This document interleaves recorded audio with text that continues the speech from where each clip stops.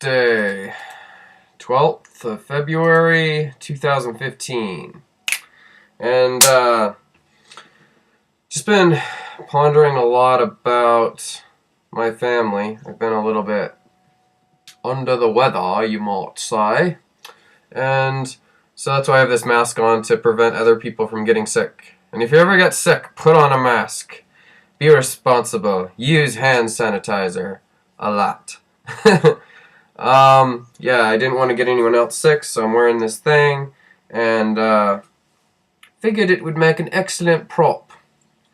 Now, these last few days have been a bit eventful. A fair amount of stress comes with making yourself very public, providing your telephone number to the general public so that they can comment on what you've been doing, and mostly I've gotten positive feedback. Occasionally I have to get rid of somebody who's negative, and that's always difficult because I do love everyone in the world, but sometimes even though you love somebody, you have to choose whether or not you will align yourself with them.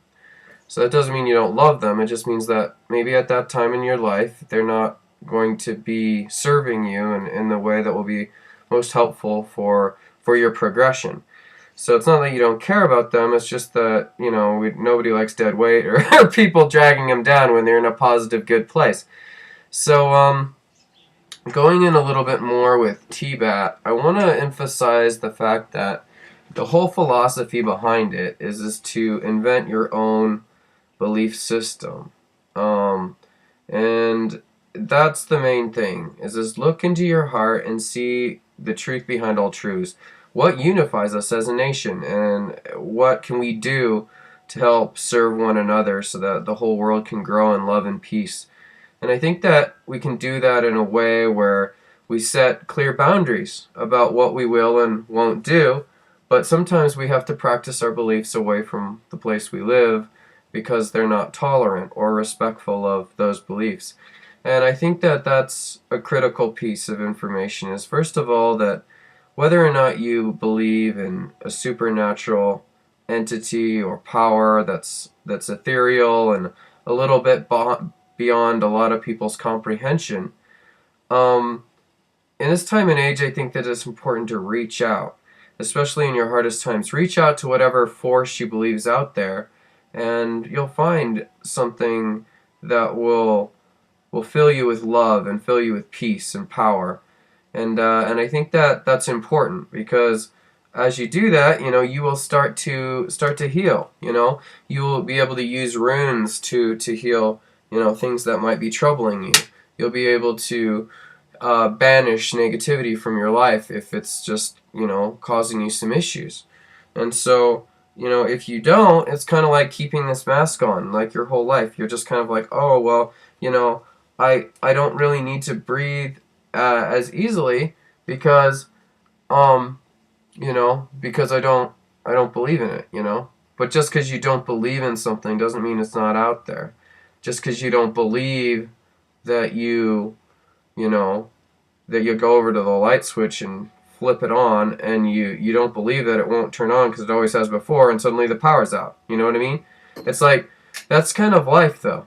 And they're all power sources, and I think that's why I like the idea of magic and the supernatural, and pulling from the stars, astrology, and and using runes, and the power of runes, and the power of words, and knowing the meaning of these symbols that we use that make up language. And they do carry a lot of power, especially when they're focused on with an intention, with a chant of protection. I use a Hindu chant I really enjoy, and it's Adgare Nama, Jugadgare Nama, Satgare Nama, Sirgare Deve Nama. And you can chant that as many times as your power number, or whatever you feel, and that brings love and peace to the people through technology as well. Anyone hearing this, is if they were to repeat that, and it's from Kundalini Yoga, it will bring a sense of peace and protection into your life in the most difficult times. And after you say it enough, you'll memorize a few of these chants, And you can use your own language. It's about the focus of intention. And using herbs and crystals and things can boost your energy and elevate it to a place of beauty and strength. So, Tibet is finding the truth beyond all truths. And in the inner sanctum, we'll talk about Tibet.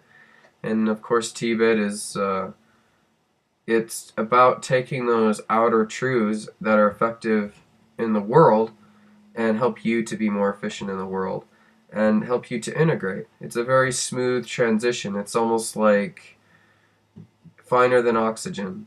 And because it permeates everything, that love and that peace and that fluidity helps inclusivity of cultures and different beliefs.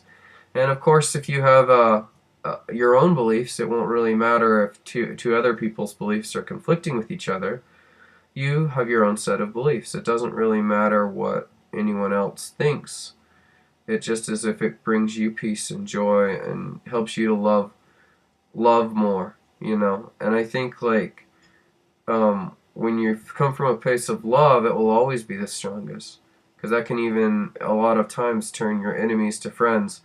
And I think it's important for us to love and to be respectful of the fact that everyone in our lives is at a different place. They're trying with the best that they can with the paradigm that they've chosen to adopt. And whether or not we understand it or agree with it, it doesn't really matter, because the thing is that you can understand something without agreeing with it, and you can understand something and agree with it in parts, and that's important too. You don't want to throw the baby out with the bathwater. So when you come across people who are very adamant in a particular belief, find what makes them so adamant. Why do they feel so strongly? Listen to some stories, read their literature, pray, or or chant or meditate or whatever it is that they do to connect with that force. And as you have been on the path of, you could say, Unitarian Universalism for a while, or I call it, it's broader than that. It's the Jeet Kune Do religion, because I am inclusive of Christianity in parts that I feel are come from a place of love. And just like every belief system has bits and pieces that are really good. And if you take those into yourself and become loving, then, well, it will help you when you're in a situation where you may not, you'll need to be respected for the fact that you stay open, because it's an innate tendency when people feel like their fundamental things about them are respected. And there's about 4 or 5 hot topics that are universally controversial. So one of those is religion. So whatever a person believes or doesn't believe about deity or God, or whatever they choose to call that force, or if they're atheist or agnostic, they're going to feel very, I don't know about agnostic, but they're all of these beliefs, if they're adamant, they're going to be very adamant, and it's a part of them because it's the community that they've associated with it. It represents not only just the beliefs, but their friends and their family. And I feel like that's why we have to be so careful on this subject, because people can take offense very quickly. And I think like you can share your opinion, but knowing when to share it and the right forum is very critical. And I would also say, like, there's other topics such as politics. People can be pretty adamant about their political party, and big topics like abortion, guns, and a bunch of things like that. That is something, again, that would be a hot topic. And finally, you have dealing with the fundamental part of who they are, who they're attracted to. If it's a guy or if it's a girl, people can take a lot of offense to say, if you were to blame a heterosexual, you're not hetero, because how do you know? Have you ever kissed a guy? And if they say no, well, then you could say, well, how do you know? And they could take offense to that. Similarly, the same thing can happen to somebody who's bisexual who may have not been with a girl, like in my case. And so I think that we have to be very careful to accept what people are telling us, and accept it in love and in peace. And because people are free to believe and act as they choose, as long as it's not destroying a lot of other people's free agency. But I think like you have to find your place of peace, your place of power, and draw that strength into you from the earth and from the sky and from the heavens.